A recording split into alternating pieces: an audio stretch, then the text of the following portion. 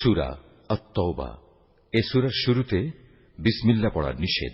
হে মুসলমানরা, মুশরিকদের সাথে তোমরা যে সন্ধি চুক্তি সম্পাদন করে রেখেছিলে, আল্লাহ তাআলা ও তার রাসূলের পক্ষ থেকে তোমাদের তা থেকে অব্যাহতি রয়েছে।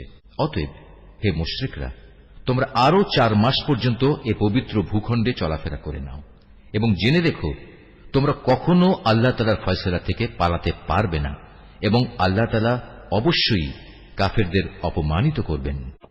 আজ মহান হজের এদিনে দুনিয়ার মানুষের প্রতি আল্লাহ তাআলা ও তার রাসূলের ঘোষণা এই যে আল্লাহ তাআলা মুশরিকদের সাথে চুক্তির বাধ্যবাধকতা থেকে মুক্ত এবং মুক্ত তার রাসূলও। হে মুশরিকরা, যদি তোমরা এখনো তওবা করো তাহলে তাই হবে তোমাদের জন্য কল্যাণকর, আর যদি তোমরা মুখ ফিরিয়ে নাও তাহলে জেনে রেখো, আল্লাহ তাআলার ফয়সালা থেকে তোমরা কখনো পালাতে পারবে না। হে নবী, এরপরও যারা কুফরি করেছে তাদের তুমি এক কঠোর আযাবের সুসংবাদ দাও। তবে সেসব মুশরিকের কথা আলাদা যাদের সাথে তোমরা চুক্তি করেছ। তারা চুক্তি রক্ষার ব্যাপারে এতটুকুও ত্রুটি করেনি, না তারা কখনো তোমাদের বিরুদ্ধে অন্য কাউকে সাহায্য করেছে। তাদের চুক্তি তাদের মেয়াদ শেষ হওয়া পর্যন্ত অবশ্যই তোমরা মেনে চলবে। আসলেই যারা আল্লাহ তাআলাকে ভয় করে তাদের অবশ্যই তিনি ভালোবাসেন। অতঃপর যখন এ নিষিদ্ধ 4 মাস অতিবাহিত হয়ে যাবে, তখন মুশরিকদের যেখানে পাবে সেখানেই তোমরা হত্যা করবে, তাদের বন্দী করবে, তাদের অবরোধ করবে এবং তাদের ধরার জন্য তোমরা প্রতিটি ঘাঁটিতে ওঁত পেতে বসে থাকবে। তবে এর পরেও তারা যদি তওবা করে, দ্বীনের পথে ফিরে আসে এবং নামাজ প্রতিষ্ঠা করে, যাকাত আদায় করে, তাহলে তোমরা তাদের পথ ছেড়ে দাও। অবশ্যই আল্লাহ তাআলা ক্ষমাশীল ও বড় দয়াময়। আর মুশরিকদের মধ্যে থেকে যদি কোনো ব্যক্তি তোমার কাছে আশ্রয় চায়, তবে অবশ্যই তাকে তুমি আশ্রয় দেবে, যাতে করে তোমার আশ্রয় থেকে সে আল্লাহ তাআলার বাণী শুনতে পায়। অতঃপর তাকে তার কোনো নিরাপদ জায়গায় পৌঁছে দেবে। এটা এজন্যই যে এরা আসলেই এমন এক সম্প্রদায়ের লোক যারা কিছুই জানে না। আল্লাহ তাআলা ও তার রাসূলের সাথে মুশরিকদের এ চুক্তি কিভাবে বহাল থাকবে? তবে যাদের সাথে মসজিদুল হারামের পাশে বসে তোমরা চুক্তি সম্পাদন করেছিলে তাদের কথা আলাদা। যতক্ষণ পর্যন্ত তারা নিজেরা এই চুক্তির উপর বহাল থাকবে, ততক্ষণ পর্যন্ত তোমরাও চুক্তির উপর বহাল থেকো। অবশ্যই আল্লাহ তাআলা চুক্তি ও ওয়াদার ব্যাপারে সাবধানী ব্যক্তিদের ভালোবাসেন। কিভাবে তোমরা তাদের বিশ্বাস করবে? এরা যদি কখনো তোমাদের উপর জয়লাভ করে, তাহলে তারা যেমনি আত্মীয়তার বন্ধনে তোয়াক্কা করবে না, তেমনি চুক্তির মর্যাদাও দেবে না। তারা শুধু মুখের কথা দিয়ে তোমাদের খুশি রাখার চেষ্টা করে, কিন্তু তাদের অন্তরগুলো সেসব কথা কিছুতেই মেনে নেয় না। মূলত এদের অধিকাংশ ব্যক্তি হচ্ছে ফাসিক। এরা আল্লাহ তাআলার আয়াতসমূহ সামান্য কিছু বৈষয়িক মূল্যের বিনিময়ে বিক্রি করে দিয়েছে এবং মানুষকে আল্লাহ তাআলার পথ থেকে দূরে রেখেছে। নিশ্চয়ই এটা খুব জঘন্য কাজ যা তারা প্রতিনিয়ত করে যাচ্ছে। কোন ঈমানদার লোকের ব্যাপারে এরা যেমন আত্মীয়তার ধার ধারে না, তেমনি কোন অঙ্গীকারের মর্যাদাও এরা রক্ষা করে না। মূলত এরা হচ্ছে সীমা লঙ্ঘনকারী। এ সত্ত্বেও যদি তারা তওবা করে, নামাজ প্রতিষ্ঠা করে, যাকাত আদায় করে, তাহলে তারা হবে তোমাদেরই দ্বীনী ভাই। আমি সেসব মানুষের কাছে আমার আয়াতসমূহ স্পষ্ট করে বর্ণনা করি যারা সত্য মিথ্যার তারতম্য বুঝতে পারে। তারা যদি তাদের প্রতিশ্রুতি দেওয়ার পরও তাদের সম্পাদিত চুক্তি ভঙ্গ করে এবং ক্রমাগত তোমাদের দ্বীন সম্পর্কে বিদ্রূপ করতে থাকে, তাহলে তোমরা কাফের সর্দারদের বিরুদ্ধে যুদ্ধ ঘোষণা করো, কেননা তাদের জন্য তখন আর কোন চুক্তি বহাল নেই। এর ফলে আশা করা যায় তারা তাদের মন্দ কাজগুলো থেকে বিরত থাকবে। তোমরা কি এমন একটি দলের বিরুদ্ধে যুদ্ধ করবে না যারা বারবার নিজেদের অঙ্গীকার ভঙ্গ করেছে, যারা আল্লাহ তাআলার রাসূলকে স্বদেশ থেকে বের করার সংকল্প করেছে এবং তারাই তো প্রথম তোমাদের উপর হামলা শুরু করেছে? তোমরা কি সত্যি তাদের ভয় করো? অথচ যদি তোমরা মোমেন হও, তাহলে তোমাদের আল্লাহ তাআলাকে সবচেয়ে বেশি ভয় করা উচিত। তোমরা তাদের সাথে লড়াই করো। আল্লাহ তাআলা আসলে তোমাদের হাত দিয়েই ওদের শাস্তি দেবেন এবং তিনি এভাবেই তাদের অপমানিত করবেন। তাদের উপর বিজয় দিয়ে তিনি তোমাদের সাহায্য করবেন এবং এভাবে তিনি মুমিন সম্প্রদায়ের মনকেও প্রশান্ত করে দেবেন। তিনি এর দ্বারা তাদের দিলের ক্ষোভ বিদূরিত করে দেবেন। তিনি যাকে চাইবেন তার প্রতি ক্ষমা পরবশ হবেন। আল্লাহ তাআলা সব কিছুই জানেন এবং তিনি হচ্ছেন সুবিজ্ঞ কুশলী। তোমরা কি একথা মনে করে নিয়েছ তোমাদের এমনি এমনি ছেড়ে দেওয়া হবে?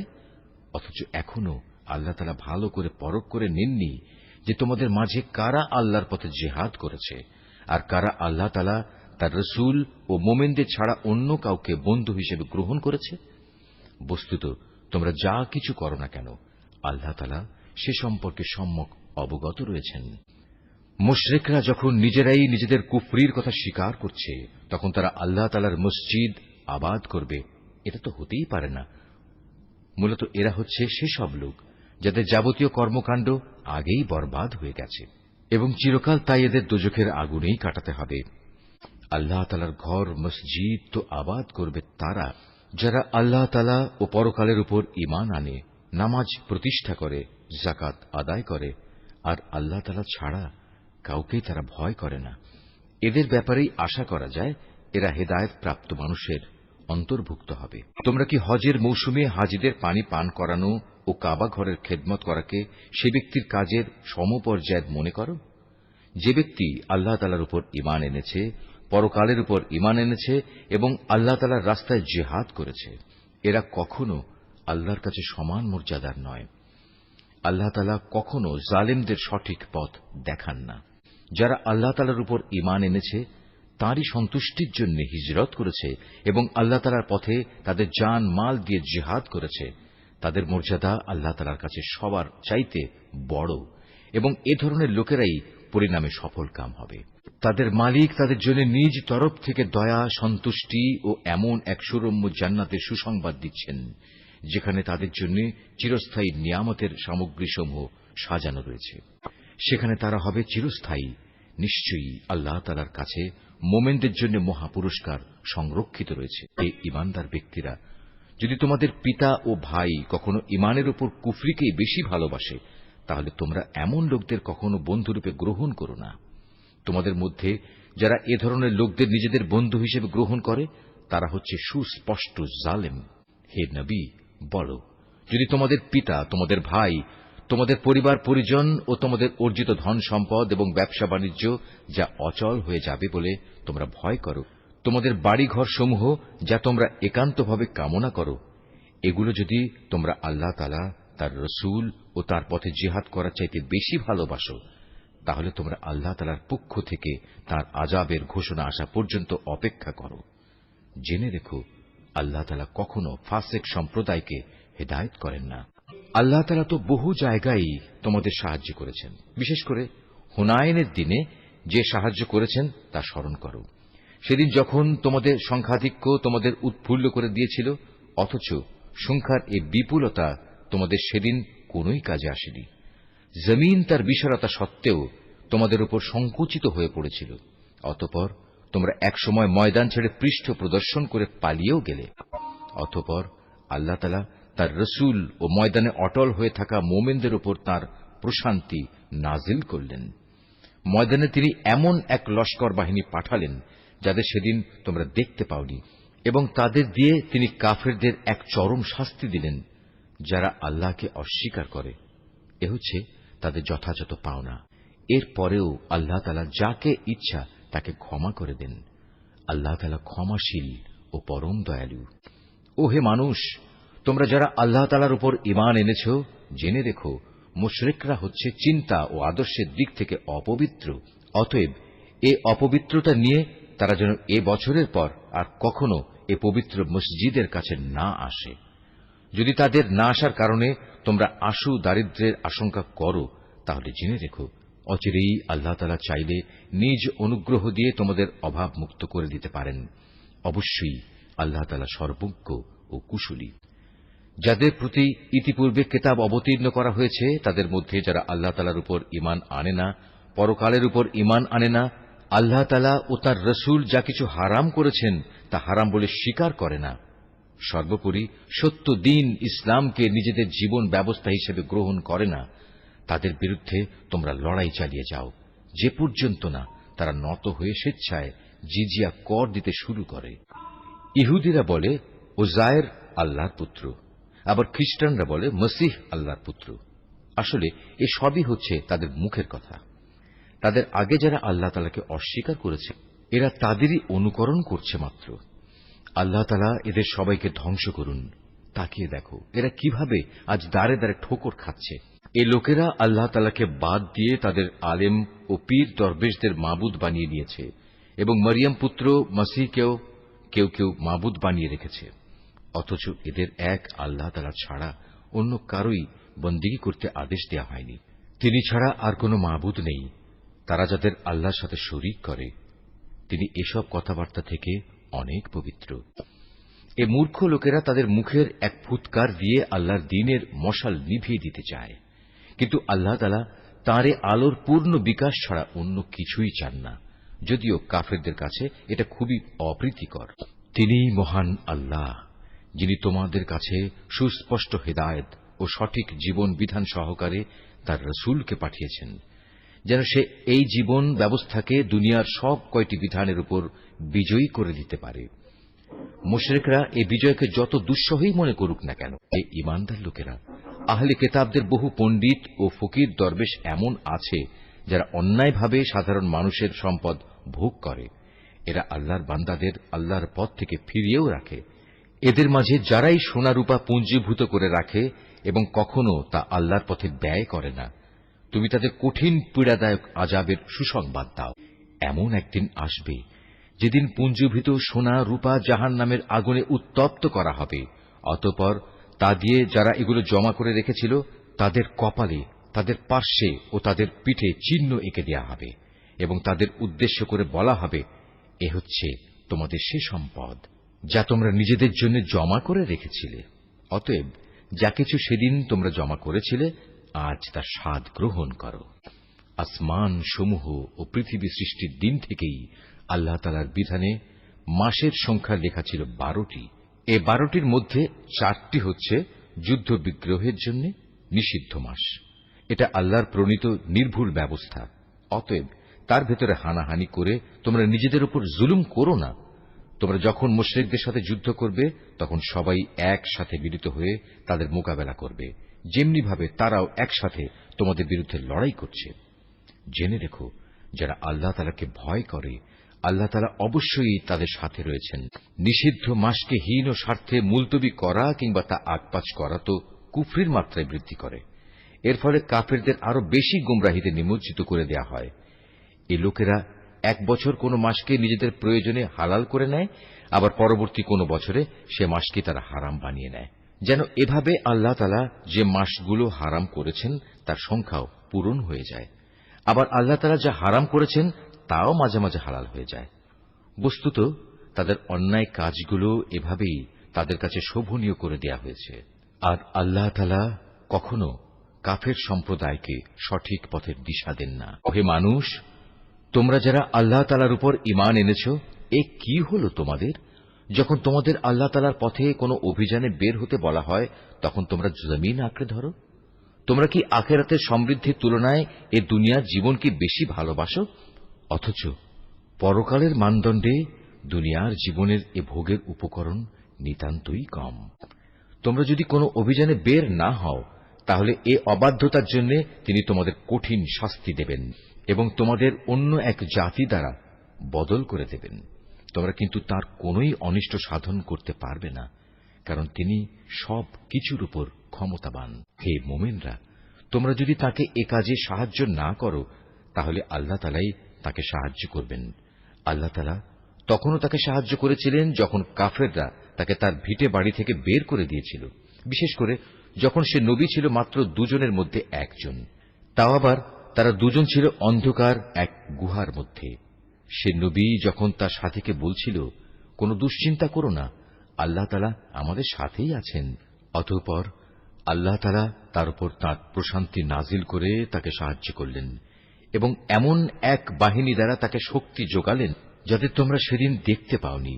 এবং যারা আল্লাহ তাআলাকে অমান্য করেছে আল্লাহ তাআলা তাদের ধৃষ্টতামূলক বক্তব্য নিচু করে দিলেন এবং আল্লাহ তাআলার কথাই উপরে থাকল।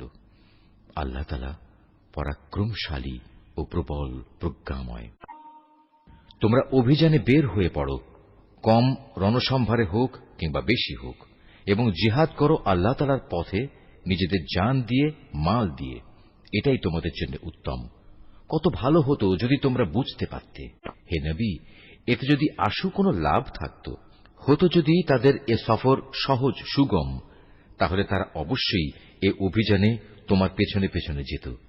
কিন্তু তাদের জন্য এ যাত্রাপথ অনেক দীর্ঘ ও দুর্গম ঠেকেছে।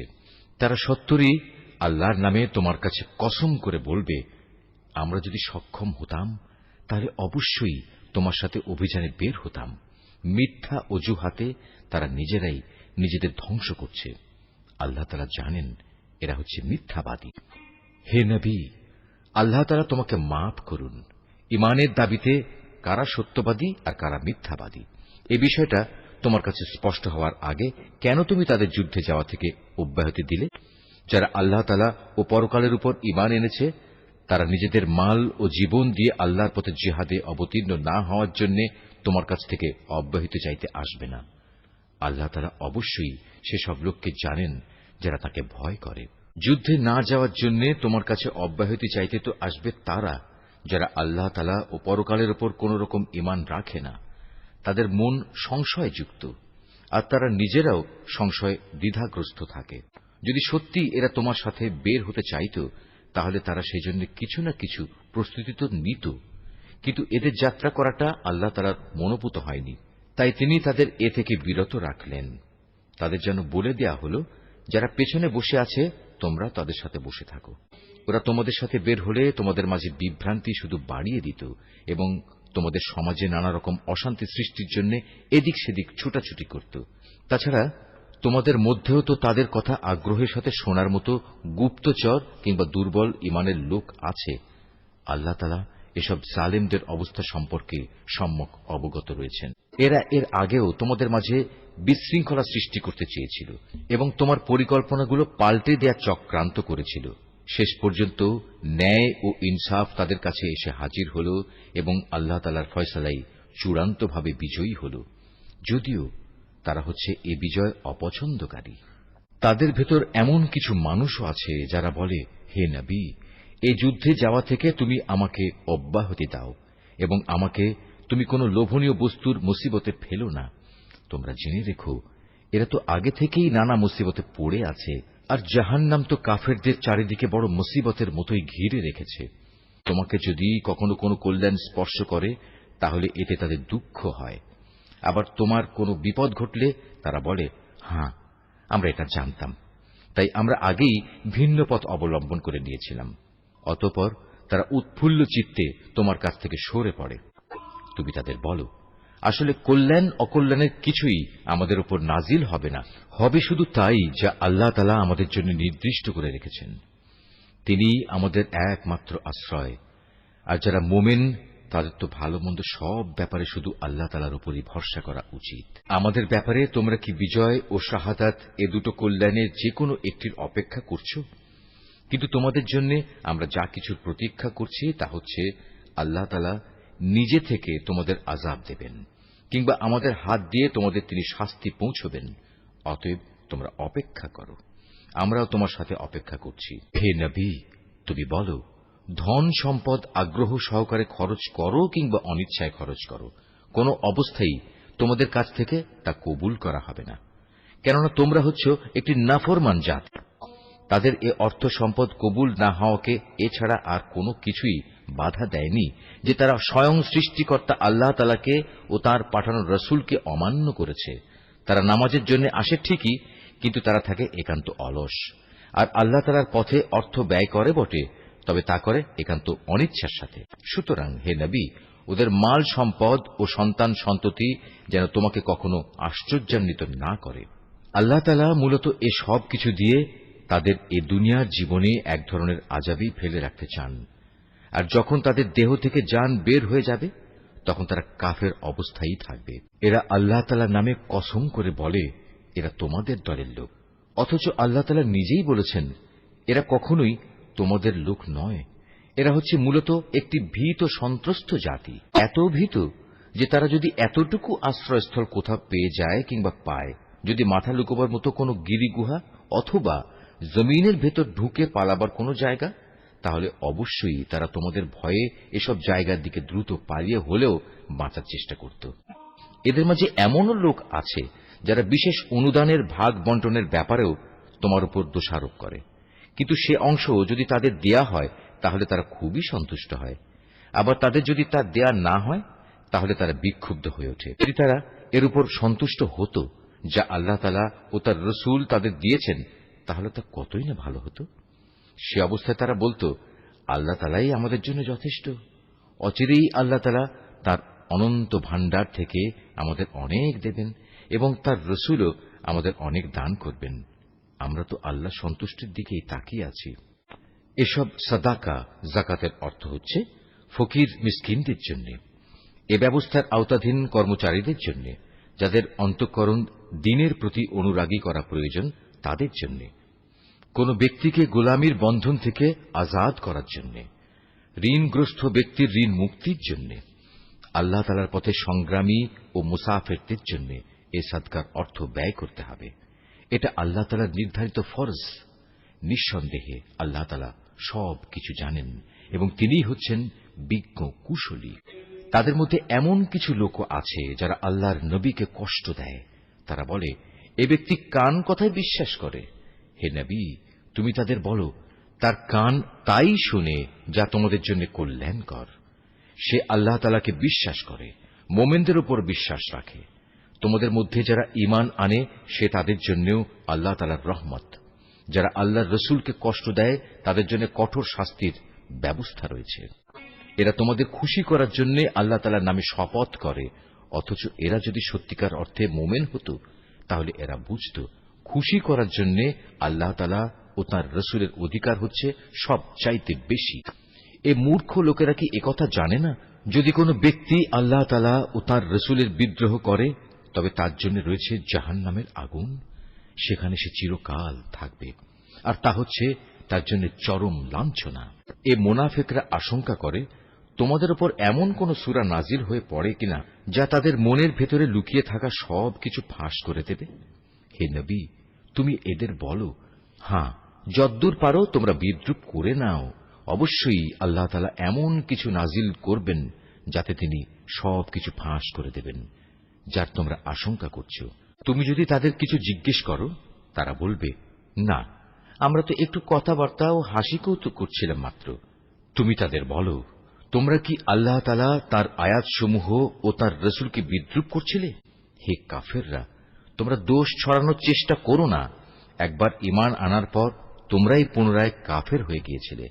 আমি যদি তোমাদের এক দলকে তাদের ঈমানের কারণে ক্ষমা করে দিতে পারি, তাহলে আরেক দলকে পুনরায় কুফরিতে ফিরে যাবার জন্য ভয়াবহ শাস্তিও দিতে পারি, কারণ এ শেষের দলের লোকেরা ছিল জঘন্য অপরাধী।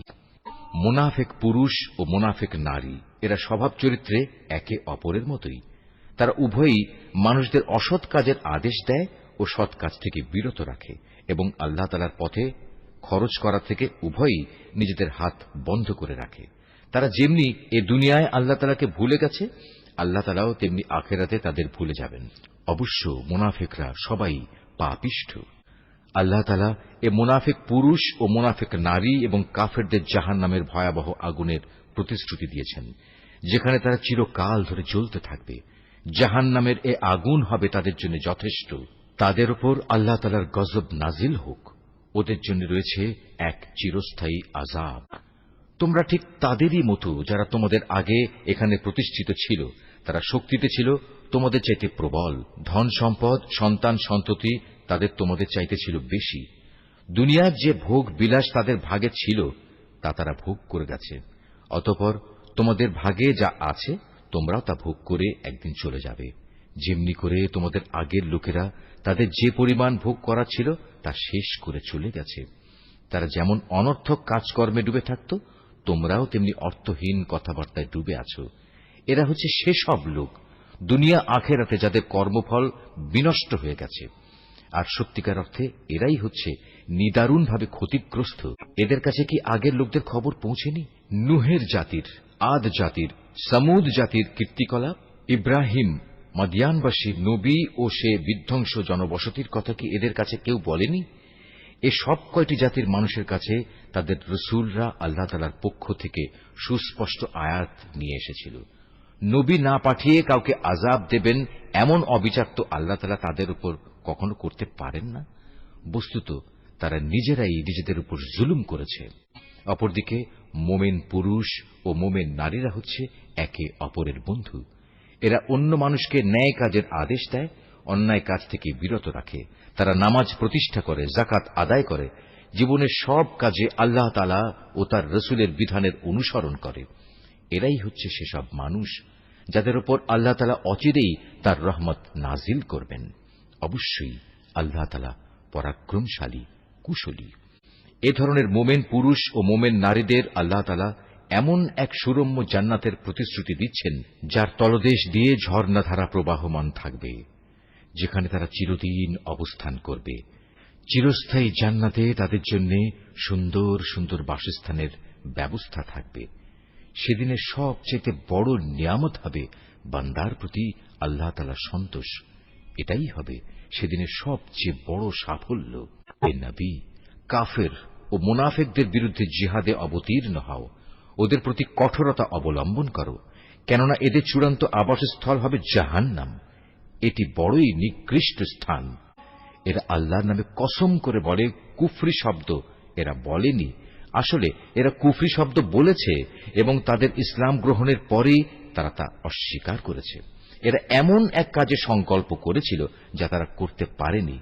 এর পরেও তাদের প্রতিশোধ নেয়ার এছাড়া আর কি কারণ থাকতে পারে? আল্লাহ তাআলা ও তার রসুল নিজ অনুগ্রহ দিয়ে তাদের ধনশালী করে দিয়েছিলেন। এখনো যদি এ লোকেরা আল্লাহ তাআলার কাছে তওবা করে, তাহলে এটা তাদের জন্যই ভালো হবে। আর যদি তারা সত্য থেকে মুখ ফিরিয়ে নেয়, তাহলে আল্লাহ তাআলা দুনিয়া আখিরাত উভয় স্থানেই তাদের কঠিন আযাব দেবেন এবং উপরন্তু এ জমিনে তারা কখনো কোনো বন্ধু কিংবা সাহায্যকারী পাবে না। ওদের মধ্যে এমন কিছু লোক আছে যারা আল্লাহর সাথে ওয়াদা করেছিল, যদি আল্লাহ তাআলা নিজ অনুগ্রহে আমাদের সম্পদ দান করেন, তাহলে আমরা অবশ্যই তার একাংশ আল্লাহর পথে দান করব এবং সত্যি আমরা নেক লোকদের অন্তর্ভুক্ত হয়ে যাব। অতঃপর যখন আল্লাহ তাআলা নিজ অনুগ্রহের ভাণ্ডার থেকে তাদের ধন সম্পদ দান করলেন, তখন তারা দানের বদলে কার্পণ্য করতে শুরু করল এবং আল্লাহ তাআলাকে দেয়া ওয়াদা থেকে তার গোঁড়ামির সাথেই ফিরে এল। অতঃপর আল্লাহ তাআলা তাদের অন্তরে মুনাফিকি বদ্ধমূল করে দিলেন সেদিন পর্যন্ত যেদিন তারা আল্লাহ তাআলার সাথে সাক্ষাৎ করবে। এটা এ কারণে, এরা আল্লাহ তাআলার কাছে যে ওয়াদা করেছিল তা ভঙ্গ করেছে। আসলেই এরা ছিল ভয়ানক মিথ্যাবাদী। এই লোকেরা কি একথা জানত না? তাদের সব গোপন কথা ও সব সলা পরামর্শ সম্পর্কে আল্লাহ তাআলা জানেন এবং যা কিছু অদৃশ্য অদেখা, আল্লাহ তাআলা সে সম্পর্কেও বিশেষভাবে অবহিত। আল্লাহ তাআলা তাদের ব্যাপারেও সম্যক অবগত আছেন, যারা সেসব ঈমানদার ব্যক্তিদের দোষারোপ করে, যারা আন্তরিক নিষ্ঠা ও আগ্রহের সাথে আল্লাহ তাআলার পথে দান করে এবং যারা দান করার মতো নিজেদের পরিশ্রম লব্ধ সামান্য কিছু সম্পদ ছাড়া কিছুই পায় না। এ সব মুমিনের সাথে মুনাফিকদের এ দলের লোকেরা হাসি ঠাট্টা করে। এই বিদ্রূপকারীদের স্বয়ং আল্লাহ তাআলাও বিদ্রূপ করতে থাকেন। পরকালে তাদের জন্য রয়েছে কঠিন আযাব। নবী, এমন লোকদের জন্য তুমি আল্লাহ তাআলার কাছে ক্ষমা প্রার্থনা করো আর না করো, দুটোই সমান। তুমি যদি ৭০ বারও তাদের জন্য আল্লাহর কাছে মাপ চাও, আল্লাহ তাআলা কখনো তাদের মাপ করবেন না, কেননা এরা জেনে বুঝে আল্লাহ তাআলা ও তার রসুলকে অস্বীকার করেছে। আসলে আল্লাহ তাআলা কখনো নাফরমান লোকদের হেদায়েত করেন না। যারা তাবুকের যুদ্ধে না গিয়ে পেছনে পড়ে থাকল, তারা এভাবে রসুলের ইচ্ছার